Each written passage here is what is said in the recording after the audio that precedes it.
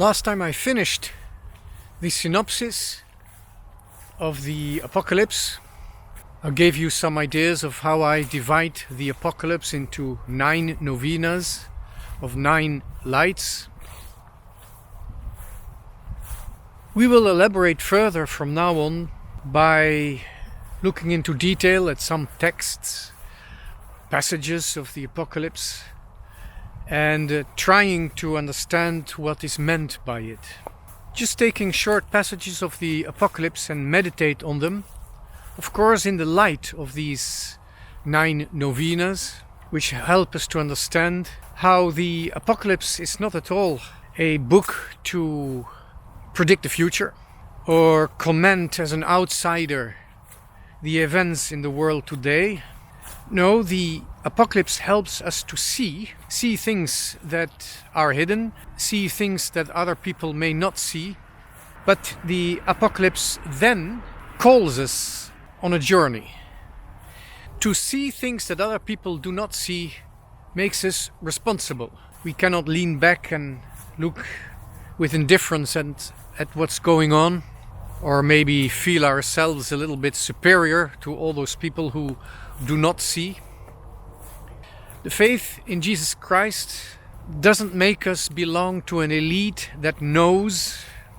The faith of Jesus Christ gives us a calling on a journey. And before going out on this journey, we see things in another way. We see the world more realistically. So it's very important to realize where we are and where we are heading for. And before we actually are where we are heading for, we'll have to see it from afar. And that's why there is 3 places in the Apocalypse. John names 3 places in the Apocalypse where he has had his vision.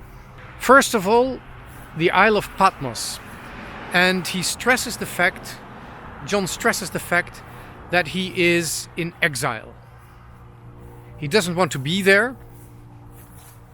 He is there by force or by divine providence. He is on Patmos. This means for us that we have to accept our existence in this world as an exile. We will never be completely happy in this world anymore once we have found the faith of Christ. And that's not just because Christians usually, if they're living their life well, are persecuted, but also because by faith our ambitions and our desires become too big for this world.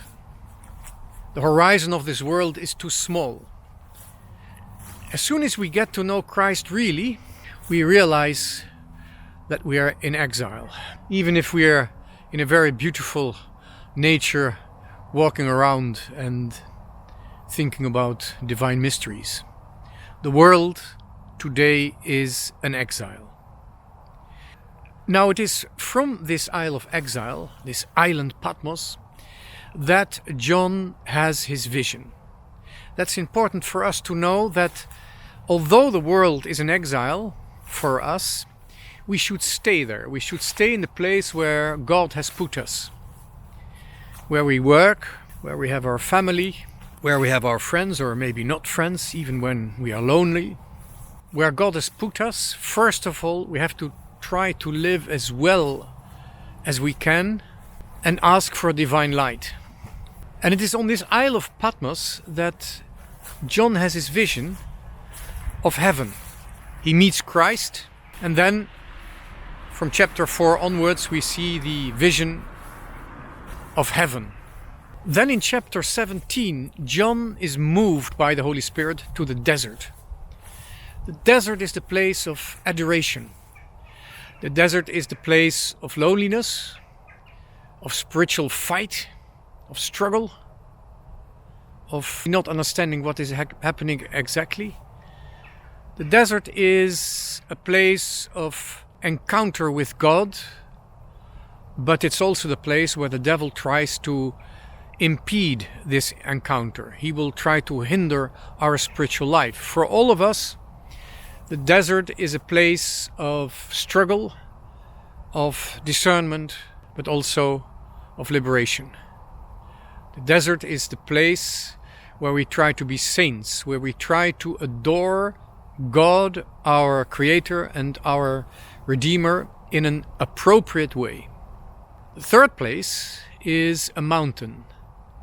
After the place of adoration, John is moved to a place of contemplation. On the high mountain, John gets the vision of heavenly Jerusalem. He sees that beyond all the realities that are visible, beyond all the realities that Jesus shows him, the bride is preparing herself. By the good works, the bride, humanity renewed by grace, is preparing herself for the return of Christ, for the second coming of Christ. So these are the three places that are important in our life. We have to be realistic. We have to live where God calls us, where divine providence has put us.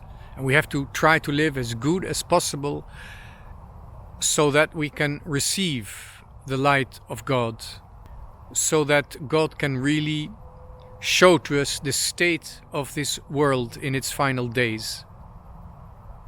It does oblige us. We cannot stay indifferent. We must commit ourselves. We are called on a journey first of all to the desert, where we have to struggle, where moved by grace we can open ourselves more to God and adore Him, worship Him in truth and in spirit. And then finally comes the reward. We are taken to a high mountaintop to contemplate not just what is, but what is going to be. Not just see what is visible beyond the common eye,